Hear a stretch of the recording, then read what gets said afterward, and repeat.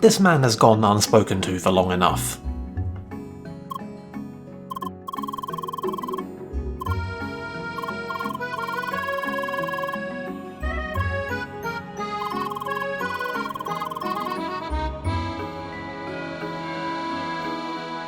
Now, I don't know about you, but I think that even in a game that's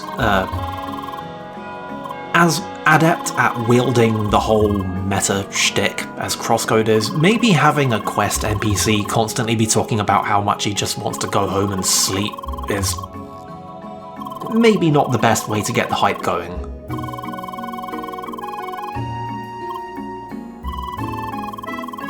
Not really a great warm-up act.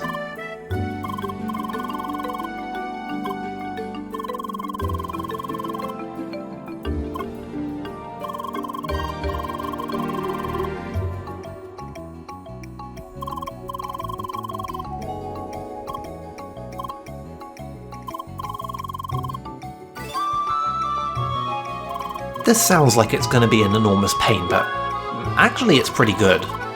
This is a good quest. It's a fun combat encounter. The only problem is it's kind of monotonous. But still, I guess it needn't be incumbent on literally every developer to make a game that's always good to Let's Play, so, yeah. What do you want? Yeah, but... Oh, ew. Modern problems, right? You have to, Anyway, yeah, there's a common theme in the side quests of Rookie Harbour Stage 2, and basically it's just stuff that involves hot and cold somehow. It's just an idea they're working to. Anyway, this isn't nearly as obnoxious as you might fear it's going to be. The hot and cold interaction is pretty straightforward. This isn't really complicated. It's a little bit finicky to get the thing on the spot, but it's pretty trivial to keep it there. You can do all the technical stuff to keep it in place, or you can simply murder all of the enemies. Or both. This looks so... What's the word I'm looking for here? Like, this looks exceptionally tedious. To have to drag that thing all the way across the map and back and forth. I mean, it's kind of monotonous, but I wouldn't call it tedious. Like, it's too straightforward. It's pretty snappy to move the thing around. It doesn't fight with you. It's pretty easy to get it to go where you want. And it's easy to get it to stay. It's not the most magnificently dynamic combat experience, but, like, this is honestly a lot worse to look at than it is to actually do. Hence, the whole needn't be incumbent on a developer to make a game that's good to LP.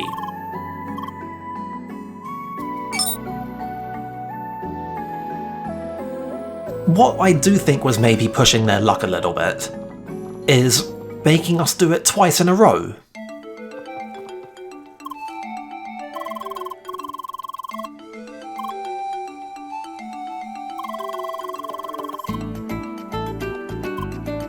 At least it's only one? Yeah. If it was another entire map like the last one, this would have been absolutely unforgivable. But... yeah. This whole bit is basically set entirely on this very small area. It's not pushing the thing around the whole weird, massive, convoluted area. It's just literally just the normal tree here.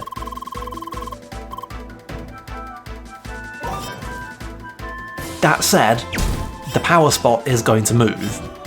So, do remember that. Also, I thought that they were going to make us fight, like, regular Autumn's Rise enemies, and that they were just going to be, like, really weak Hellcats, but there would be, like, tons of them. But, well, I guess they just decided to bring in the chilling Hellcats from Autumn's Fall, and have us fight them instead. Ironically, I think this means that technically the game is being lazy by going to effort. You're not wrong? It's an odd one. Anyway, this really is just a big protracted fight with like a million billion Hellcats. So... it's very fun, but there's just not really a lot to say about any of it. It's just CrossCode giving you some CrossCode. Yeah, the second half wasn't necessary.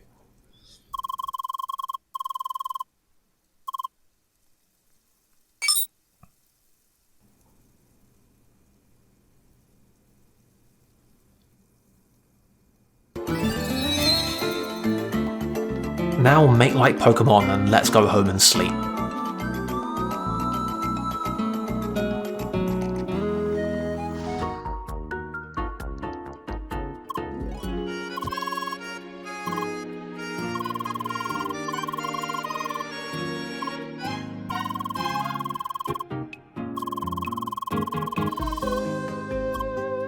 Not sure what my opinion is about Crossworld's NPCs pretending to break character as part of their script.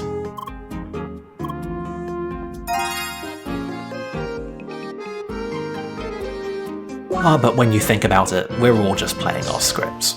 But once again, though, we are led to the question of how meta are we being right now? Like, are they players who are in charge of that, or are they actually NPCs? No, these are definitely NPCs. These are Crossworld's NPCs. This is not intended to be ambiguous. Right, but are they players acting as NPCs for Crossword? No. Okay, well in that case, yes, it's absolutely awful and the worst kind of writing.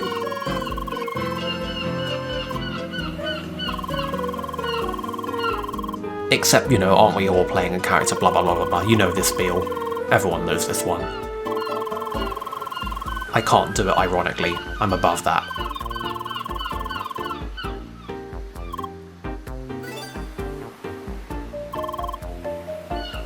Anyway, let's get on a boat, I guess.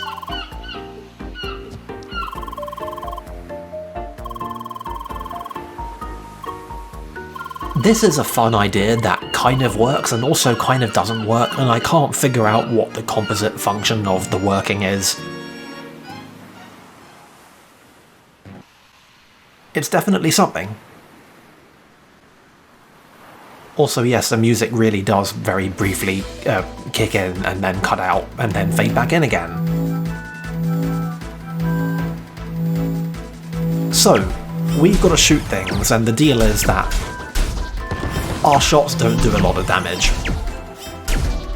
I mean, actually they do, but not enough.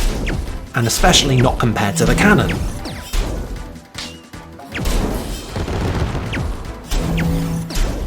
In keeping with the mandate, the cannon does different things if you use hot and cold. Hot makes a big explosion that does a lot of damage in an area, and cold, I guess, slows a target down? I don't really know why you bother.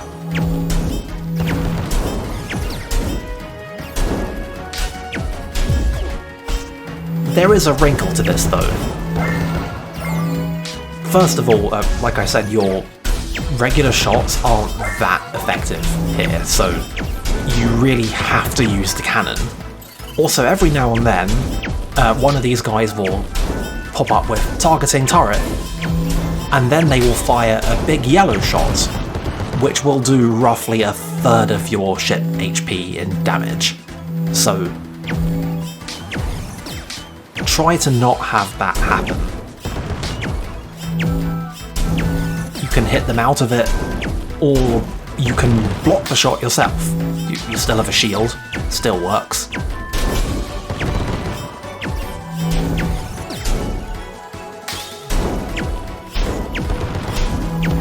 So how forgiving is this? Like, actually? If you're not good about preventing those yellow shots from going off, this is rough. Because, yeah, my immediate read of this is that this looks like it's the kind of quest that is... It's not great, but it's fine if you only had to do it once, or like it was an optional thing, but... Yeah. You know... This one doesn't overstay its welcome. I mean... I don't even mean like whether or not it overstays welcome. I mean, let's say we failed that quest right now. Right? Right. How fucking long would it take to get back there? Like, that was easily... Well, that long.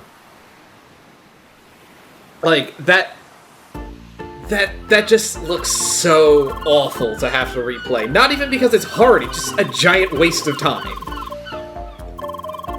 Yeah. It is pretty easy to fail this one. But also, it is entirely optional. It's just part of a side quest chain. It gets you some equipment, gets you some quest EXP if you're into that. And if you really care a lot about completion, you can just come back at a higher level when your shots actually do just melt through all of these guys if you want. Nothing's stopping you from doing that.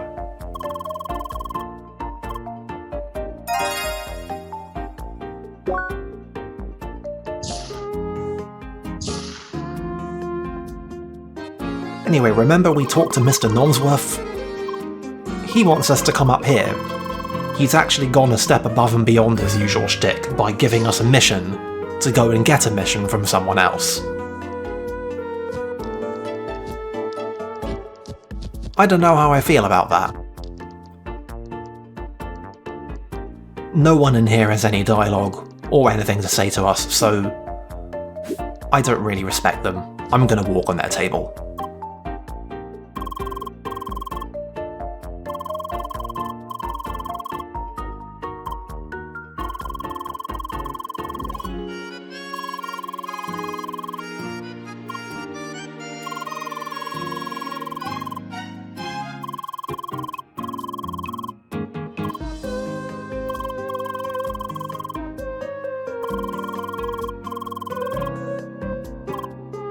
And that quest is to go and talk to someone else and get another quest. I love capitalism.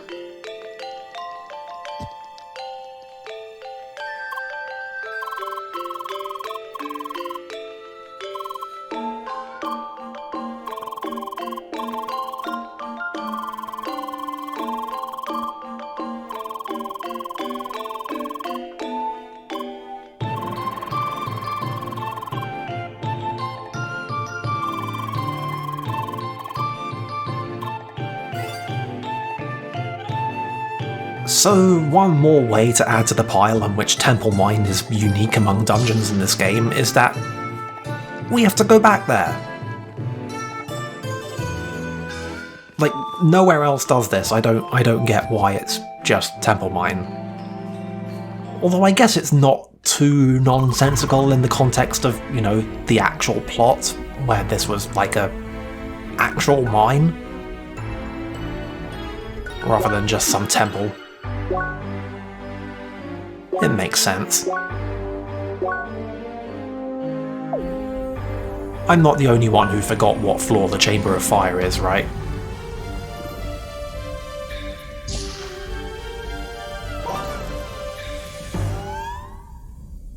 So, are you ready for Claptrap Redux? How could we not be excited to fight Claptrap again?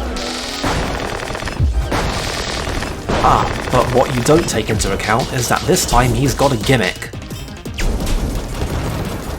I mean, actually not this time, because this is only the first phase and they haven't activated the gimmick yet, but it's totally gonna. And I don't think I have to explain that the stats have all been increased on this thing, which is why it has not instantly melted when we shot it a little bit.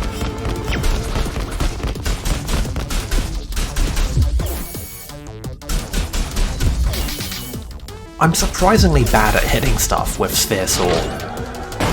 I need to stop leaning on the control stick when I go to do techs.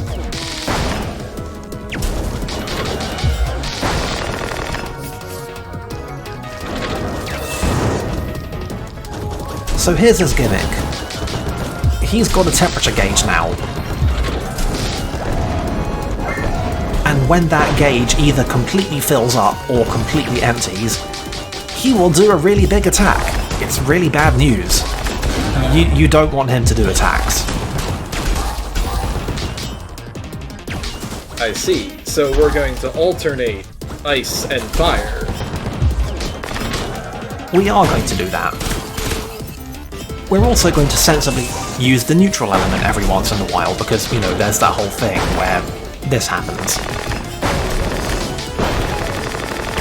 It's pretty important. Don't forget about the orbs though. They're a great way to just do a bunch of free fire shots.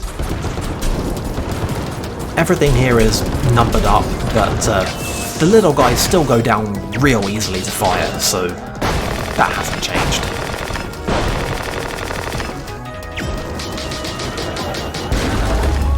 Other than that, the fight works more or less the same.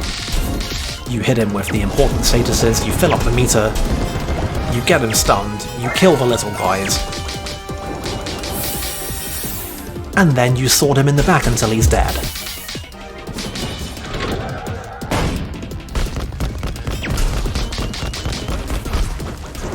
I guess the biggest difference is that you actually, you know, have the ice element this time. That's something, right?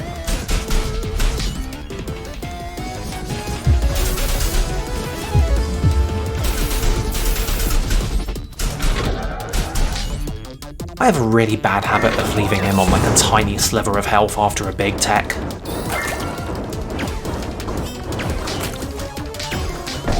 There's the big fire attack, by the way. It's a big long flamethrower. It goes on a long time, it covers a lot of the arena. It's not fun.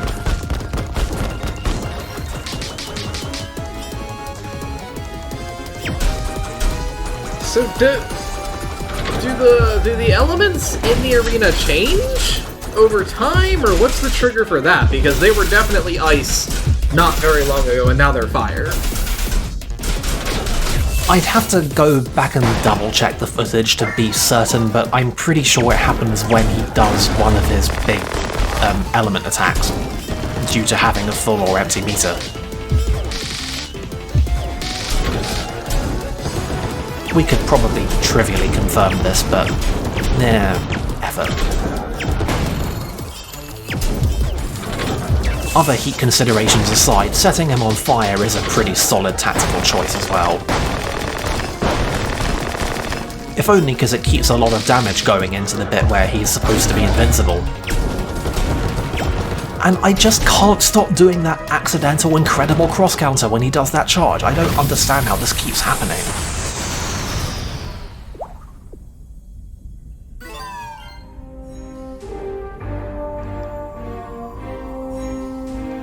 Anyway, that was apparently the last enemy that we needed to get to hit our 50% bestiary completion.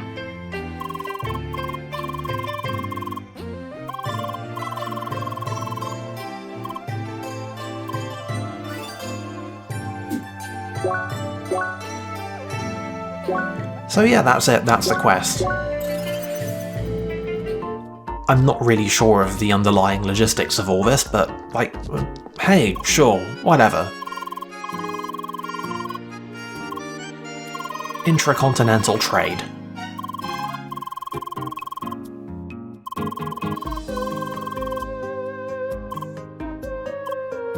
Don't forget to all say your thanks to Mr. Nomsworth, without whom none of this would have been possible.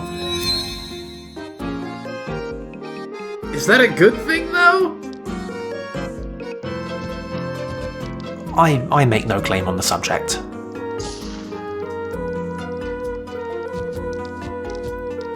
Anyway, they weren't kidding. If you poke around here, you'll see that one of these guys is actually now stocking precious metal. I think it might actually be outside, I'm not sure. There he is.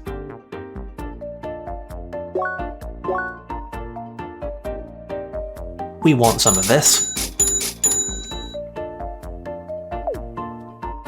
We actually want quite a few things from here, but I'm going to skip over them. The important part is, I got the ramming shell and we're back to having a pin body build. Place bets on how long that's going to stay equipped. I mean, were you one of the people who got made fun of for having the radish equipped for way too long? Nope.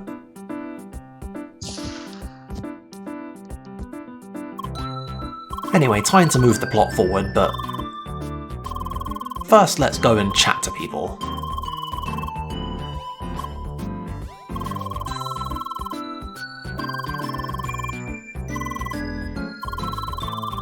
Well, he's kind of an asshole. Yeah. I mean, it's a nice, funny prank on Emily, but, like, maybe not so great for Leah. Maybe didn't think that one all the way through.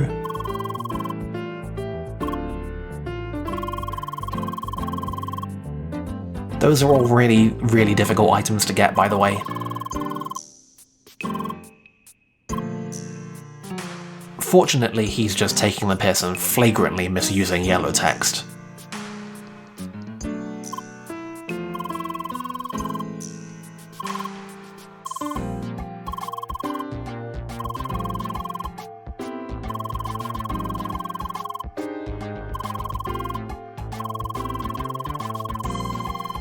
I could be wrong on this, maybe I've just forgotten, but I'm pretty sure hexacosts don't have buffs.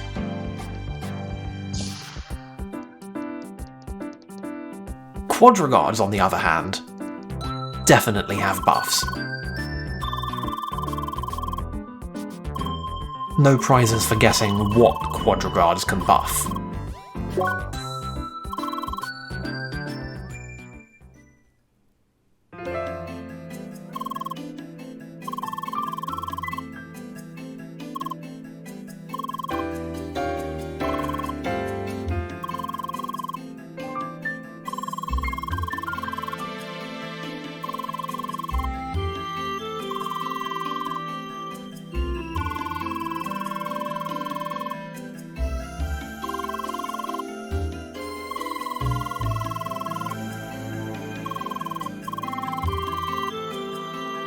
Man, this is one of the most MMO things I've ever heard.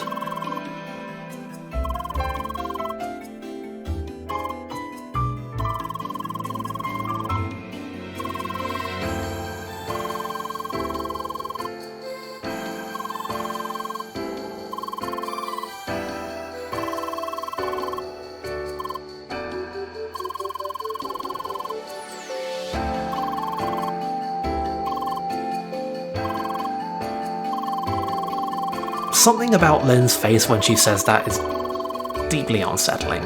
She was very excited about telling us about how this boss is gonna work. Speaking of being excited,